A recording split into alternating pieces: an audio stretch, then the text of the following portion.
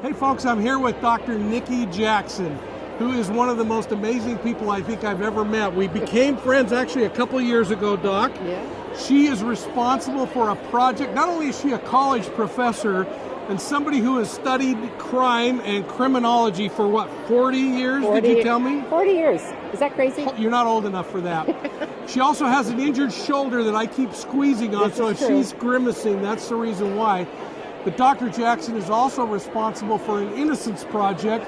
And here at CrimeCon, you've actually brought one of those men that you brought out of prison, which is a remarkable question. I didn't get him out of prison. I actually met him after he got out of prison, and I helped him with all the post-exoneration work.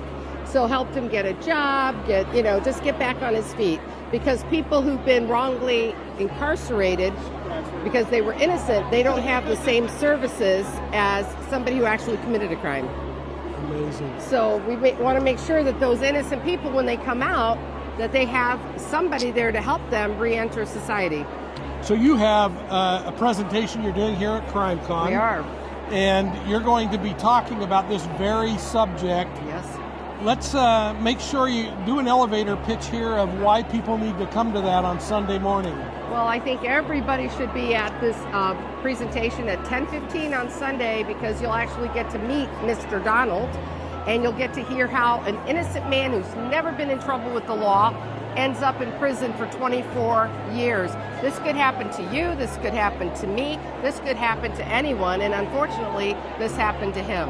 And you're going to actually be bringing him by here, so maybe we could even record something and have him.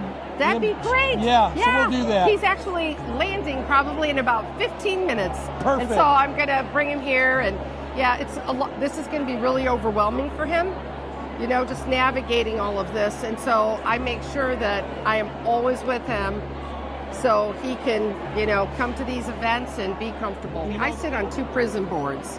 So I know how hard it is for these folks when they've been locked up for decades. They come out and they're trying to navigate, even just working the sinks.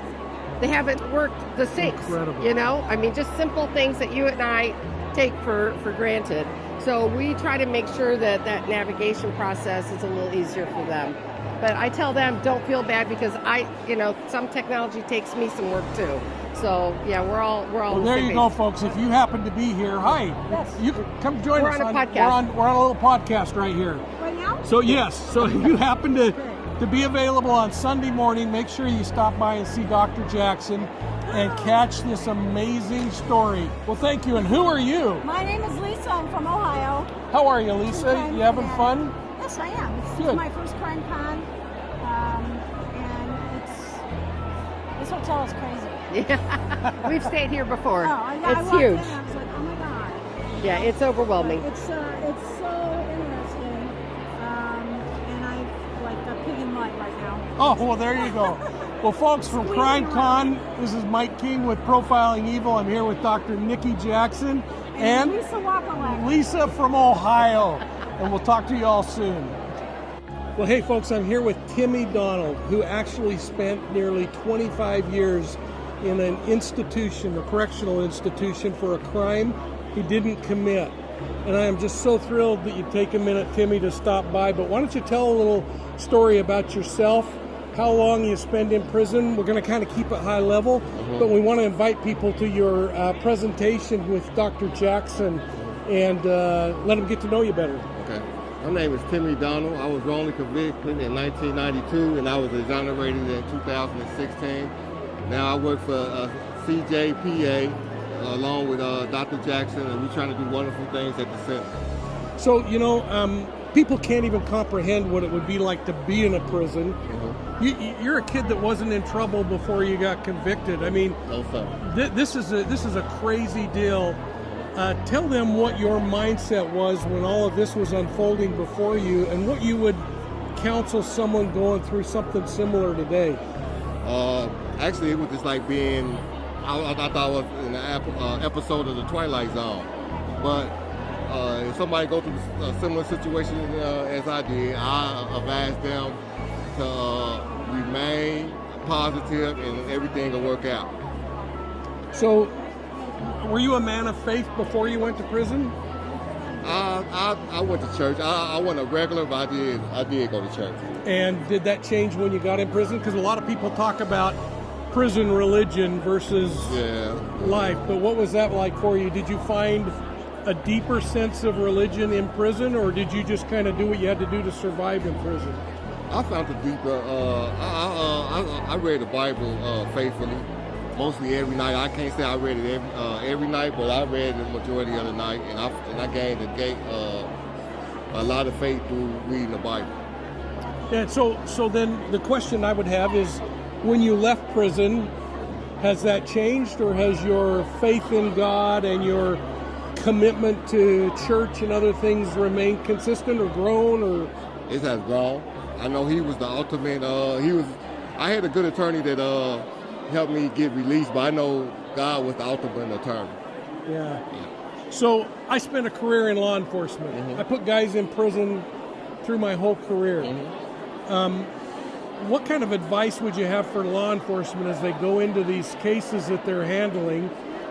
Because I don't know if your case had racial tendencies or if it was that you were at the wrong place at the wrong time, but there was enough evidence for them to say you're guilty. Yeah.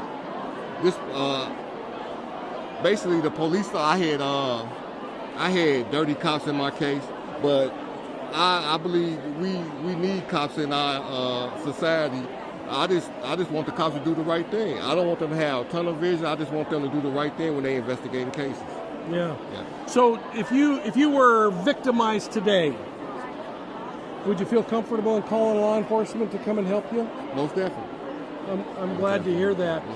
I'm sorry you had the experience you had, but you've taken and found a way to change and maybe prevent it from happening to somebody else. What are you doing in that regard?